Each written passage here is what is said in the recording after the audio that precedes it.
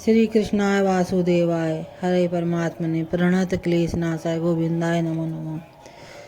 मानव जीवन के जन्म से मृत्यु पर 16 संस्कार, इन संस्कारों में से उपनयन संस्कार भी एक महत्वपूर्ण संस्कार है। इन संस्कारों के अंतर्गत 2 ब्रह्मचारियों का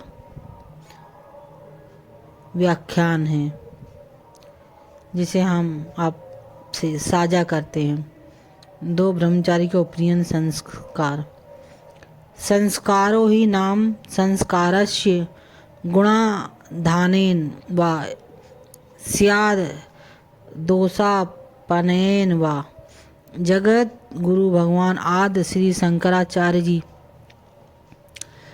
संस्कार शब्द की परिभाषा करते हुए ब्रह्म सूत्र के भाष्य में कहते हैं, जिसका संस्कार किया जाता है उनमें गुणों का आदान अथवा उसके दोषों का अपनयन करने के लिए जो कार्य किए जाते हैं उसे संस्कार कहते हैं।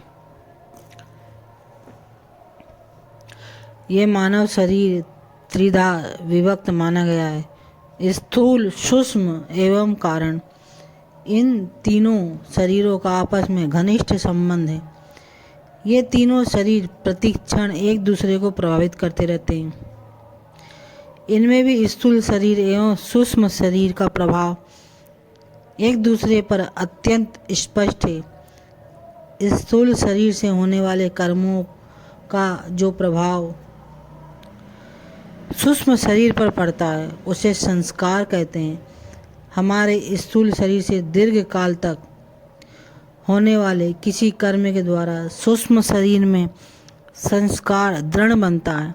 ये दृढ़ संस्कार सूक्ष्म शरीर में वासना के रूप में स्थिर हो जाते हैं।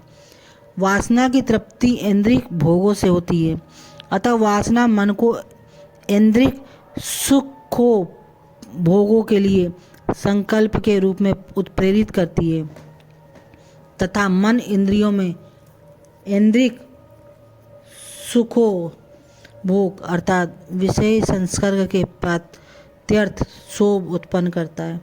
इस प्रकार सूक्ष्म शरीर स्थूल को नियंत्रित करता है। बाल्यकाल से ही बालक के जीवन को एक विशिष्ट परिपाटी में ढालने नियंत्रित करने की सुव्यवस्था प्रतिक्रिया का नाम ही संस्कार पद्धति है। शंकराचार्य के अनुसार हमारे भारतीय वैदिक मनीषी ऋषिगण विविध संस्कारों में निहित आध्यात्मिक रहस्यों के मर्मज्ञ थे। मनुष्यों को कर्म तो विवश होकर करना ही पड़ता है। वो कौन सा कर्म करे कौन सा ना करे इसके निर्णय में मनुष्य को स्वतंत्रता दी गई है। बाल्यकाल में विवेक सुप्त रहता है, अतः हमारे वैदिक ऋषि बाल्यकाल से ही बालकों में उत्तम कर्मों के संस्कार डालने के पक्षपाती थे। प्रारंभ से ही बालकों को कर्म स्वातंत्र नहीं देना चाहते। उस उत्तम व्रत संयम का पालन करते करते बालकों को संयम में रस और आनंद की अनुभूति होने लगे, तब उस पर संयम के लिए दबाव डालने की आवश्यकता नहीं रहती। प्रसन्नता पूर्वक किए जाने वाले कर्म हृदय पर गहरे संस्कार डालते हैं।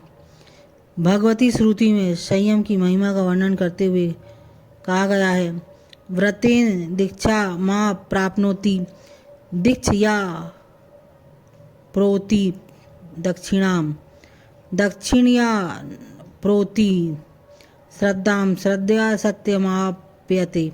जीवन में व्रत दृढ़ निश्चय एवं संयम में से दीक्षा अर्थात तत्परता आती है।